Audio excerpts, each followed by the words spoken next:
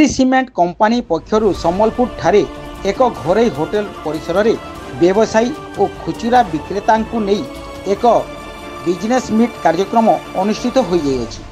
एही कार्यक्रम रे जिल्ला रे विभिन्न अंचलरू पाखापाखि 115 जन व्यवसायी एवं खुचुरा विक्रेता जोग देथिले।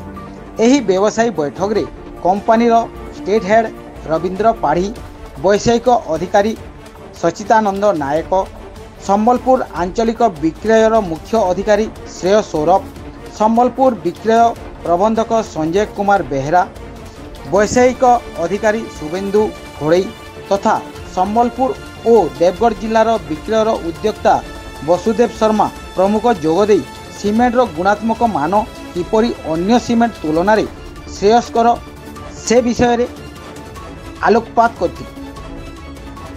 सीमेंटर रक्षण बेक्षण सह वर्तमान द्रव्य और सेवा कर रे आसीथिबा परिवर्तन सीमेंट क्षेत्र में तार प्रभाव किपरि पड़ी पारे से संपर्क में अवगत कराइथिले।